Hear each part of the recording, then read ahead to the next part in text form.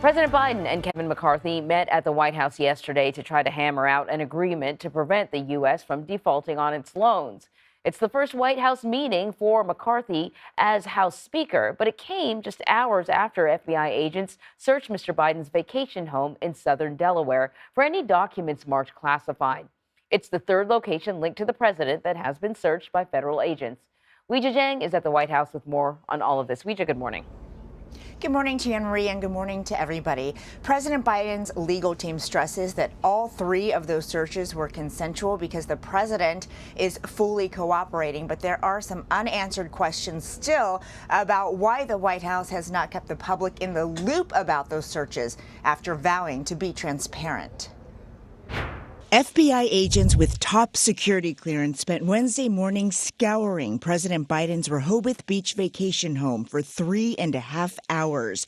They did not find any classified materials, but the president's personal attorney said the FBI did take some materials and handwritten notes from his time as vice president. Former FBI official Tom O'Connor says agents are methodical when carrying out this type of search. Potentially, they could find something that someone didn't realize was classified, or notes such as this, which they would not have thought would have been classified. CBS News was first to report that the FBI searched the president's former private office in mid-November. The White House did not disclose that to the public. Look, I think we're providing information as this goes on and answering questions about the search activities as they've been happening. Are you confident today was the final search? At the White House, President Biden ignored questions about the documents. Earlier, Mr. Biden hosted House Speaker Kevin McCarthy in the Oval Office as a deadline to raise the debt ceiling draws closer. Republicans say they won't do it without an agreement to cut spending, but the White House says it's not up for debate. I thought it was a very good discussion, and we walked out saying we would continue the discussion. And I think there is an opportunity here to come to an agreement on both sides.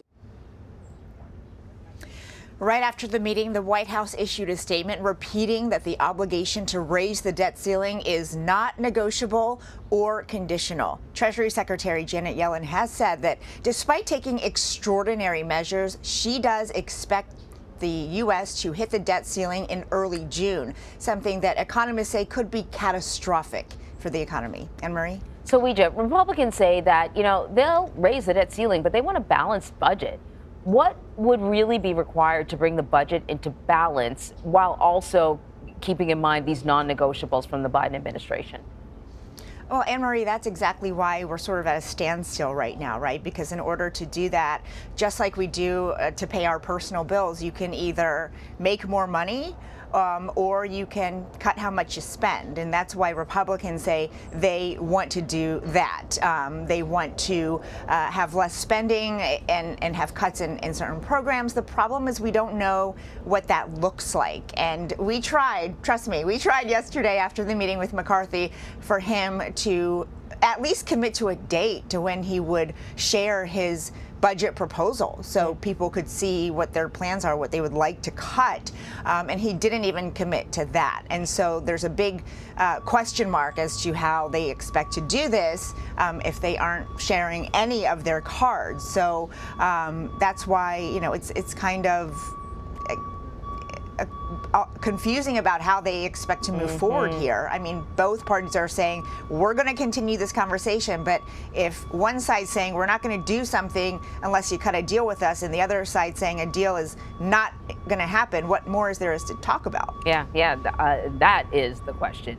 So I will ask you some questions that there probably is an answer to. When it comes to the document search, Special Counsel Robert Hur officially took over the investigation on Wednesday. What can we expect now that he's begun his work?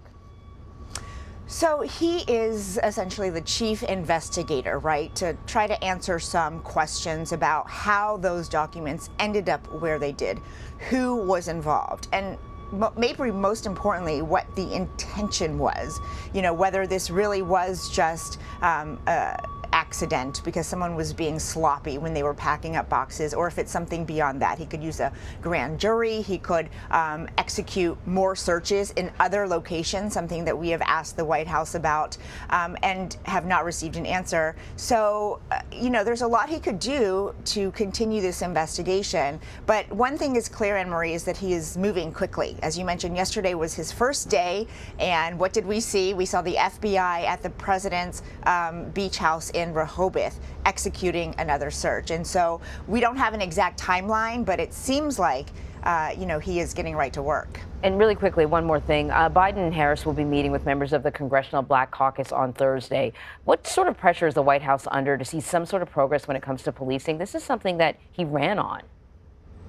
It is, and it's something that has many members of the Black community, of many communities, quite angry about, because he did promise that he would do everything that he could, that he would offer some sort of solution to what is a growing crisis in this country, right? And I think that, he believes his hands are tied because he is putting the pressure on Congress. And, if the namesake in the George Floyd Justice for Policing Act could not get it done, it is difficult to imagine how they are going to find some sort of resolution. But the president is calling on lawmakers once again to pass that piece of legislation and to do it quickly. But in reality, Anne-Marie, you know this very well too, Yep.